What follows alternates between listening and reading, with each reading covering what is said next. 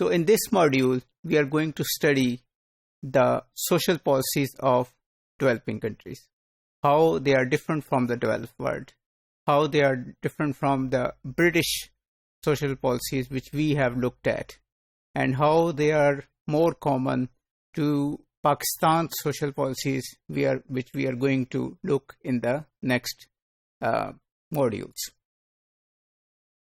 So social policy in developing countries is beset with different problems.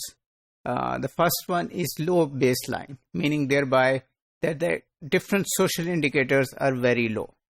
So you don't have 80% of literacy rate and you are going to do it 100%. The literacy rate is actually 50% or 40% or 60%. Similarly are the health indicators, for example, the infant mortality or maternal mortality, and the housing indicators.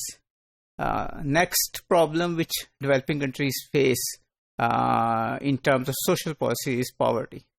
So because of poverty in large number of poor people, it's difficult for social policy to be implemented. It will take lots of money, lots of people, lots of bureaucrats, lots of time to improve the social indicators because most of the people are very poor. Then there is the issue of inequality and power. So the inequality is in many terms. So inequality in terms of social in the society, in the social sphere, in the political sphere, in the economic sphere. So all these different kinds of inequalities impact the social policy. Then there is corruption and ineffectiveness of bureaucracy. So who is going to implement social policy? It's the bureaucrats. So if they are ineffective, if they are corrupt, of course, it will be difficult to start or to get your targets in terms of social policy.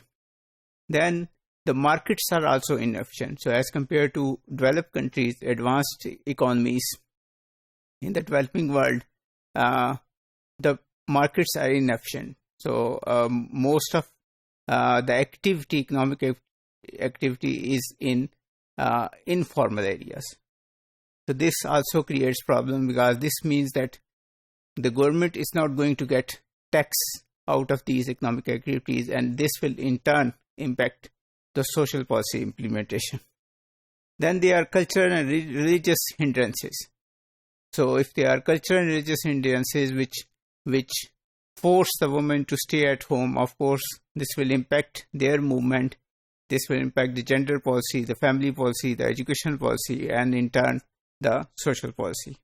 Political instability again impacts the social policy because when there is political instability, you can't plan.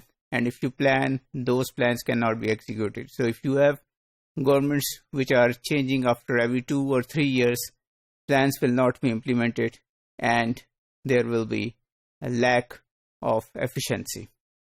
Crime and violence, again, as compared to advanced economies, is much more prevalent in the developing economies. Civil wars and insurgencies, again, as in case of Pakistan, we had the civil war in East Bengal or Bangladesh, and then, of course, currently also we are suffering from insurgency. Then high population growth, again, that also impacts the social policy. Ethnic and religious differences lead to more conflict, and then if it also leads to violence and impacts social policy.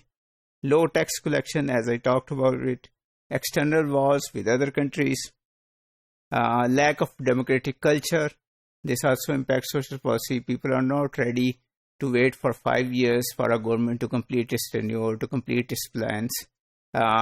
Then majoritarian nationalism. So your nationalism is based on ethnicity, based on religion, and you are not ready to include other minorities into your nationalism. This leads to strife, and this leads to delay or ineffectiveness in the implementation of social policy. Gender inequality, neighborhood effects, water scarcity, environmental degradation, impact of climate change, and an unjust economic system, international economic system, also impacts the social policies of the developing world. And these are the things which differentiate the social policies in developing countries from the social policies in the advanced economies.